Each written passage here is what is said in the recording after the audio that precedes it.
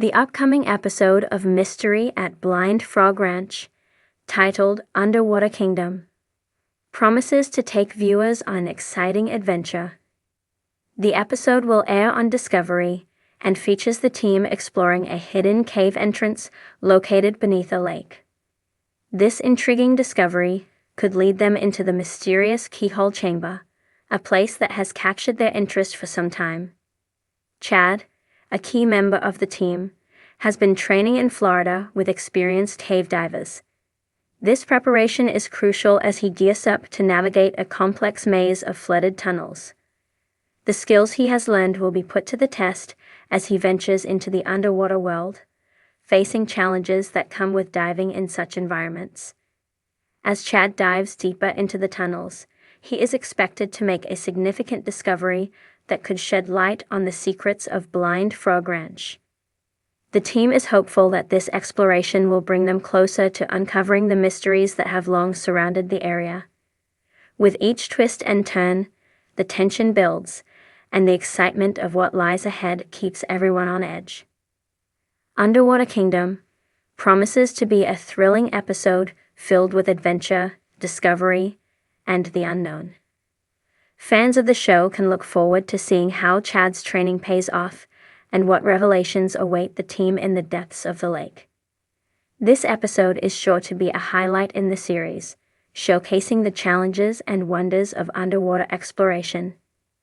There are some places on Earth where the land just seems different, and Blind Frog Ranch in eastern Utah is one of those places. Locals say the land is cursed and holding on to treasures.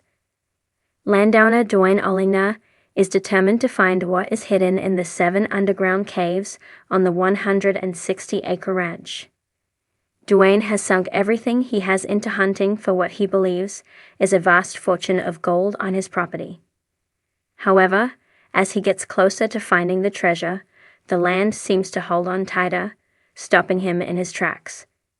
The cold of the Uinta Basin pressed down like a heavy shroud on Blind Frog Ranch. It was January, and the snow-covered mesas reflected a bone-white light across the entire property. Steam rose off the thermal springs, mingling with the early morning fog. Season 4 had already taken the crew into tunnels, seismic anomalies, and encounters with lost Spanish relics, but none were prepared for what they would find in the waterlogged depths beneath the property. Episode 8 began with a quiet unease. Cameras panned across the landscape, capturing the half-frozen ponds and icicle-draped machinery. Dwayne Olina stood on the edge of a previously unexplored sinkhole that had formed just after a recent microquake. Muddy water gurgled at its base, and strange mineral deposits glittered around its rim. Satellite scans taken by Eric had shown an unusual void beneath the area, hollow space, perfectly circular, far deeper than any natural formation on the property should allow. The crew had dubbed the anomaly the Bowl, but they hadn't yet dared to enter it. A week earlier, they had lowered an ROV, remotely operated vehicle, into the water, expecting sediment and collapsed rock. Instead, the footage returned images of tiled patterns, stone archways, and, most confounding of all, what appeared to be sculpted glyphs along the curved walls. That footage opened the episode, replayed in slow detail. The lights from the ROV illuminated the blue-gray stonework below, revealing symbols resembling Mesoamerican script, but no one could place them. Not Maya, not Aztec, not even Ute. Stranger still, the walls bore signs of engineering, rivets, joints, and seams where the stone met metal. The ROV had gone only 150 feet before losing signal. Its camera feed cut to static after detecting a surge of electromagnetic interference. The team had never recovered it. This time, they planned to dive. Dwayne, Chad Olina, and veteran diver Nate Greer assembled a new submersible, more durable and insulated, equipped with AM shielding. As the sun reached its zenith, the team began their descent. Ice cracked along the edges of the sinkhole as the submersible entered the water, tethered by 3 carbon fiber lines and fed oxygen and data via cable. The descent was slow. At 80 feet, the first sign of disturbance emerged, an unnatural current, pulling gently downward. Thermal readings rose sharply as they dropped. At 130 feet, they saw it. A dome. It wasn't a simple cave or hollow. The space beneath the earth was vast, forming a pocket large enough to conceal what looked like an entire structure. The camera slowly revealed what could only be described as a submerged citadel. Spires of dark stone rose toward the surface, covered in algae but still symmetrical, still intact. Some of the formations resembled towers. Others had windows, or carvings that mimicked them. Most haunting of all was a central plaza paved with hexagonal tiles. In its center, a statue of a man, the head of an amphibian, wide eyes, smooth brow, and a jawless, lipless mouth. The divers could not make out its full size due to the sediment, but it appeared to be sitting cross-legged, hands resting on knees, staring directly at the camera. The crew's silence in the command trailer spoke volumes. Even Eric, usually skeptical and focused on hard data, had gone pale. There was something unnatural about the architecture, both too ancient and too advanced. Analysis of the submersible's sonar revealed depth levels inconsistent with known cave structures in the area.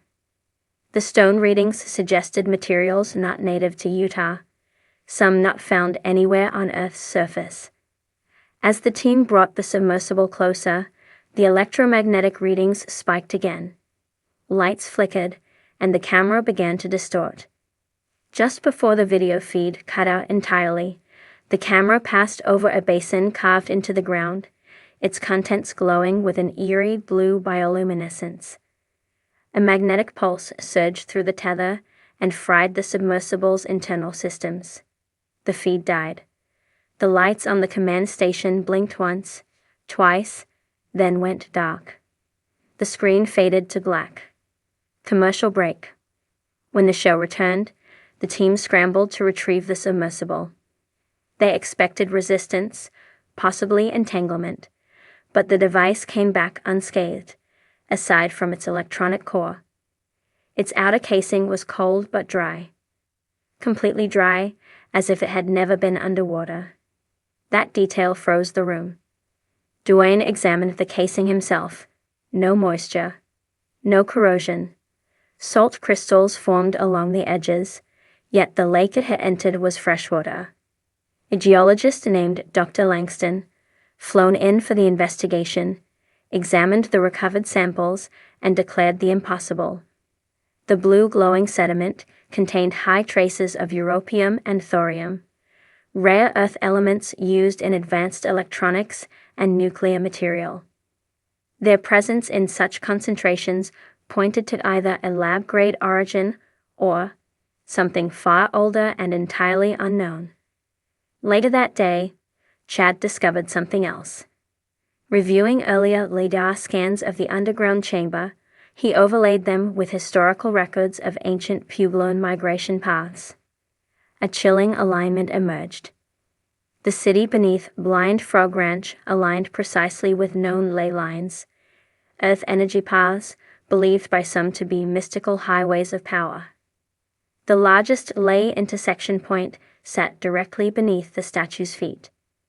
The team now faced a new theory.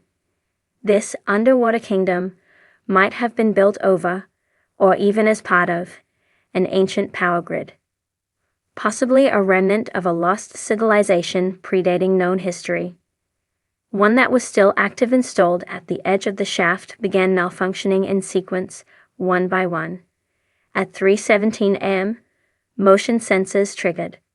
The footage revealed nothing until reviewed frame by frame. Then, in a single half-second blip, the silhouette of a tall figure emerged at the edge of the pit. It stood upright but lacked clear features. No eyes, no limbs. Just a ripple in the air, humanoid in shape. Then gone. Morning arrived to find the snow around the pit completely melted in a perfect circle 30 feet wide. Scorched grass rimmed the edge. The crew, now divided between fascination and dread, debated next steps. Eric wanted to seal the hole.